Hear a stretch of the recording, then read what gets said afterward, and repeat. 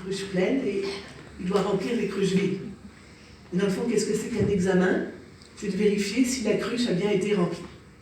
C'est ça.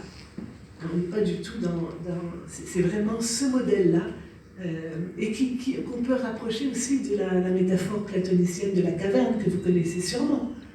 Hein, le maître, celui qui est dans la lumière de la connaissance, alors que les gens ordinaires sont au milieu des ombres, etc. On peut interpréter ce mythe de plein de façons. Mais moi, quand j'y repense, c'est vraiment de dire qu'il y a deux catégories de personnes sur Terre. Ceux qui savent, les sachants. C'est une expression qui circule notamment en France, mais qui pour moi n'a aucun sens, parce que les sachants de quoi? Ils savent quoi? Non. On voit bien que c'est un statut social plus qu'autre chose, parce qu'on ne sait pas ce qu'ils savent. Pour moi, par exemple, qui ne connais rien en mécanique automobile, mon garagiste, c'est un sachant de savoir de la mécanique automobile. Il n'y a pas, mais là non, on dit les sachants, ceux qui savent et les autres, qu'on va très vite qualifier évidemment de gens ordinaires, moi je les appelle des fois les caverneux, hein, ceux qui sont dans les cavernes, qui ne savent pas trop de quoi il s'agit et qui ont besoin qu'on vienne les éclairer. Donc ce modèle de Humboldt avait 5 principes. Vous allez voir, on est encore là-dedans, mais en même temps on n'y est plus. Mais on a du mal à changer le modèle d'université. D'abord, c'est lui qui a proposé d'unifier la recherche et l'université et l'enseignement dans une même institution, donc l'université. Jusqu'à lui, l'université, c'était le lieu de formation des médecins, etc. C'était uniquement ça. Et la recherche, c'était comme un loisir, une occupation de grands savants financés par des mécènes, etc. Et lui, et c'est pas par hasard à l'époque, il a proposé de fusionner ça ensemble, pour former les ingénieurs, les techniciens qui allaient être nécessaires à l'industrialisation, mais aussi à l'exploitation des ressources naturelles des pays colonisés. Donc, c'est pas par hasard que tout ça arrive au même moment. Développement du capitalisme industriel, exploitation des ressources naturelles pillées dans les colonies, et création de l'université, tout d'un coup, la recherche scientifique prend une place énorme. Le deuxième point, son argument, c'est un philosophe, monsieur, justement, un savant multidisciplinaire à l'époque, comme tout le monde était, avant que les gens se surspécialisent. Pour lui, la science, c'était le seul savoir. Moi, j'appelle ça la capture du savoir par la science. Avant qu'il arrive, il y avait cette idée qu'il y avait plusieurs types de savoirs, une pluralité des savoirs. Mais lui, il a imposé l'idée qu'il y a un seul savoir qui est fondamental. C'est le savoir qui vient de la recherche scientifique, de la méthode scientifique. Il a capturé le savoir. Ensuite, c'est lui qui dit que la recherche est plus importante que l'enseignement. Et ça, dans les universités du Nord en ce moment, c'est quelque chose qui traverse complètement, c'est un énorme problème. Parce que du coup, les carrières des profs, l'embauche des professeurs, tout ça est fondé sur les capacités de recherche, et on néglige l'enseignement. Il y a une espèce de 2 zones. Hein, les chercheurs, c'est la première zone, c'est les stars, c'est les vedettes, c'est ceux qui ont de l'argent, etc., le pouvoir. Et ceux qui enseignent, c'est les chargés de cours, ils ont moins de prestige, etc. Alors que pourquoi avoir fait cette hiérarchie? Elle vient de lui. Ensuite, l'enseignement universitaire, c'est lui qui a dit qu'il était supérieur.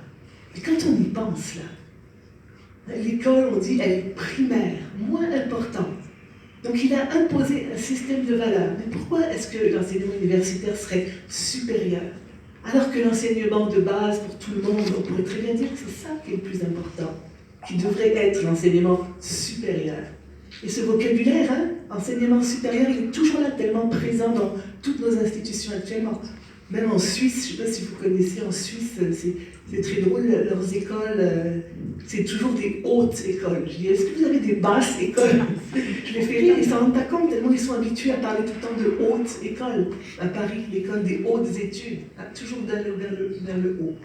Et finalement, c'est lui qui a dit, et c'était une vision romantique de l'époque, que non, l'université, les savants devaient être tranquilles entre eux, pour vraiment se consacrer à la connaissance, etc. Mais en même temps, ils devaient être financés par l'État, ou par le gouvernement, ou par quelqu'un. Donc, c'est un espèce de paradoxe, et quand on discute en ce moment du néolibéralisme dans les universités, des partenariats publics-privés, de l'économie du savoir, on est exactement dans le débat qui avait été posé par Humboldt. Donc, vous voyez comment cette vision de cet Allemand est encore si importante pour nous à notre époque. Donc, comme je vous le disais, ce système éducatif conventionnel est basé sur un fossé, une coupure fondamentale entre ceux qui savent et les autres. Et c'est pour ça, par exemple, que l'examen, un examen là, qu'est-ce que c'est dans le fond? Si vous réfléchissez là, c'est simplement de vérifier si la tête vide a appris correctement ce qu'il y avait dans la tête du prof.